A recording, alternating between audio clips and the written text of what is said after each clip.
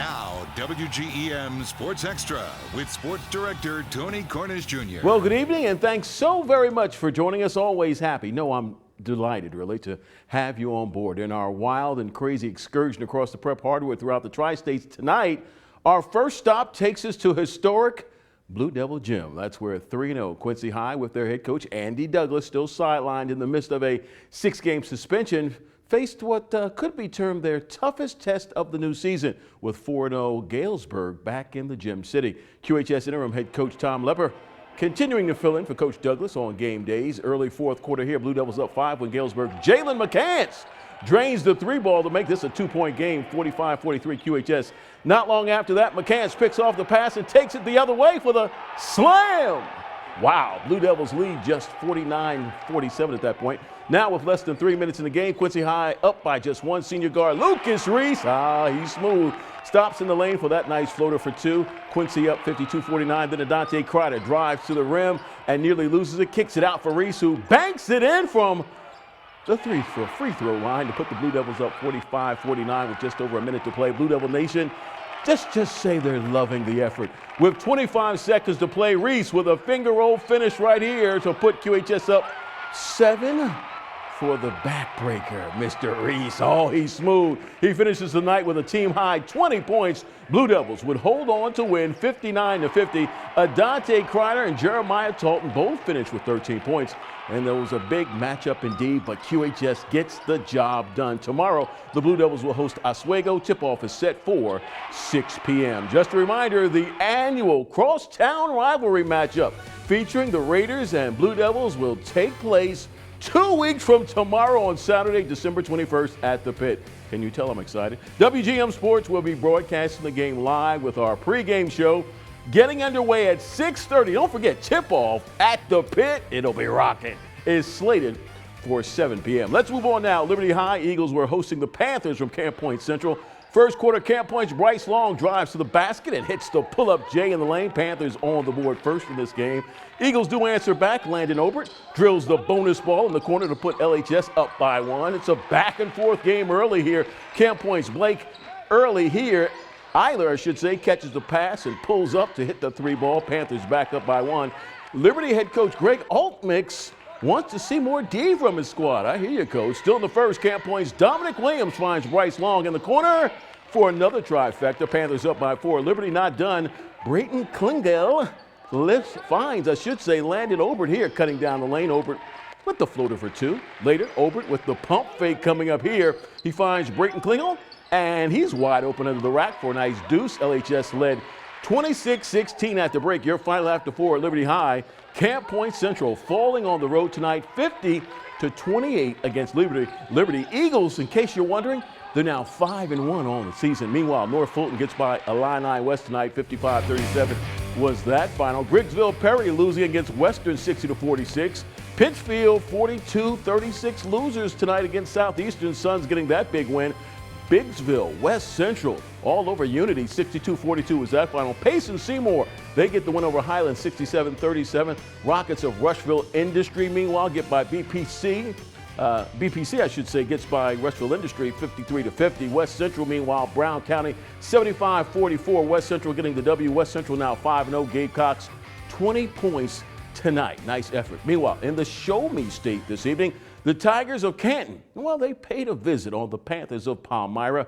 WGM's David Sugarman was in the Flower City this evening and joins us live now from the hot seat with more insight, details, and highlights. David? Thanks, Tony. A big night at Palmyra this evening, without a doubt. Panthers have looked sharp from the go this season, seemingly dunking every time you turn around. And tonight, the show was back home, taking on first-year head coach Cody Ash and the Canton Tigers. Panthers hoping for some holiday cheer tonight. First quarter, Jaden Durst makes the nice list with this sharp-looking 3-ball for the first hoop of the game. On the other end, Carson Burke doing what he can for the Tigers across the lane and blaze it in for 2. Canton down 5-2 though, and the Panthers stayed hot from beyond the arc all night long. This triple courtesy of Zane Myers. Signed, sealed, and delivered for the swish. Then off the inbound, it's Abe Hare going up strong for 2-10 for Panthers. But let's get back to the great beyond. That's the good stuff, right? Aaron Stamper, he was hot in the first quarter. One of 4 triples for him there. They were up 13-4 on the other end. Burke with a 3-ball of his own for Canton. At that point, 16-9 Palmyra in front, but Stamper too much. Durst with a pretty pass along the baseline, and Stamper one more time from the corner. Panthers led 24-11 after 1, and after 4 tonight, 76-44. Palmyra is your final. Same action on the girls' hardwood tonight for Chris Parsons and company. Second half, Canton down 16, but Lauren Frazier finds Breland Pearl down low, who makes it 26-12. But from here, it was really all Panthers. Reagan Barnett dial that one from long distance, 35-14. Then great ball movement. She's a stone-cold killer. Megan Stone, Palmyra by 25. Then time winding down, 3.6 left in the third. Sadie Kite up court for Stone just before the horn, and she beats it. And it was all Palmyra, 43-15. They go on to win 57-15.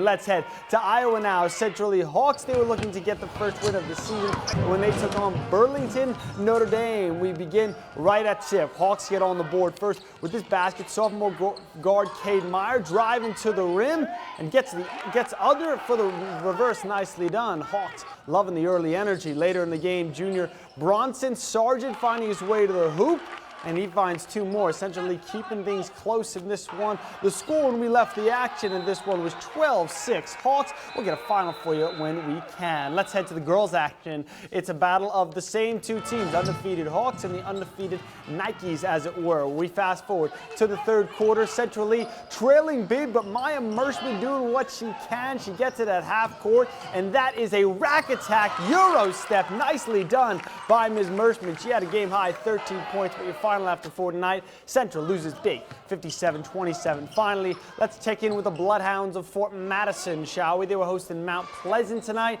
This was a tightly contested first quarter. Brevin Wilson with the hot hand for Fort Madison. Crowd loving that, but unfortunately, Fort Madison would drop this one tonight to their rivals, 47-39. Let's check in on some scores for you. For Mark Twain, the girls beat Marion County 55-36. The boys of Mark Twain trounced Marion County as well, 80-22. Hannibal girls third place at the Winfield Tip-Off Classic over Ellsbury, 50-22. In the boys Troy tourney, Hannibal loses to Hickman, 59-49. Boys of Macomb beat Mercer County 49-33. BWP takes down South Fulton 55-33. In girls action, Fort Madison loses to Mount Pleasant 35-30. Girls action in Iowa as well. Keokuk over Burlington 55-37. And a heartbreaker for the Keokuk boys tonight. They lose in double overtime to Burlington 61-49. Tony, another busy night and a lot more fun on the way tomorrow. You know, I'll have all those highlights for you back here at 10. Yeah, there will be a busy Saturday, of course, on the boys' side of things. Tomorrow, head coach Kevin Meyer and the Raiders will be facing the Bombers of Macomb on the road. Tip-off on that one is set for 6:30 in McDonough County. Thanks, David. We certainly appreciate the effort. The 2-8 ladies of Lady Blazers, I should say, of John Wood returned to the Woodpile this evening in search of their 3rd win of the season as they tipped off against Northern Iowa on the college hardwood. Lady Blazers getting ready for the second half, trying to mount a rally against NI. Third quarter, John Wood's Allison Moore drives to the lane and gets the layup to fall for 2 of her 35 points in the night. Still in the third, Emily Fuller spots Erica Eaton cutting to the rack. Eaton gets the floater to fall for a smooth deuce. Late in the third, Keegan Ryan finds Emily Fuller working down low. Fuller gets the lay-in for 2 here. Lady Blazers now within 9. More from Miss Moore. The Paris High School product drives baseline and gets the floater to fall. It wouldn't be enough on this night, though. John Wood falls at home this evening by the final score of 82-70. And at today's weekly Exchange Club meeting held in downtown Quincy, it was a fun time. Blue Devils head coach Andy Douglas addressed club members regarding his squad this year. The QHS grad, of course, shared a few thoughts on how junior guard Dre Humphrey is stepping up early in the season for the blue and white. He's one of 10 juniors on this year's team that are developing pretty well right now so far for the Blue Devils. Coach also discussed the new members on the Western Big Six schedule in Sterling and Geneseo and how they'll be impacting scheduling, meaning more Tuesday games for Quincy High.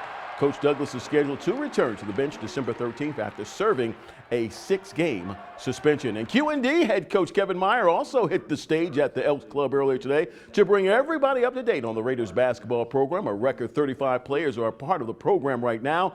A third of those players, don't forget, were a part of the QND football team that made a Final Four run on the gridiron. So that meant that those players missed the first 2 weeks of basketball practice. Junior Grant Heyer is one of those players, and right now doesn't seem to matter. He's averaging 17 points a game as of last week for the Blue and Gold. QND finished last season with a 20-9 slate. That will bring this expanded Friday edition of Sports Extra to a close. On behalf of the entire WGM sports team and a cast of thousands working so hard behind the scenes, thanks for joining us. I'm Tony Cornish Jr. Have a great weekend. And as always, yes, have a safe night.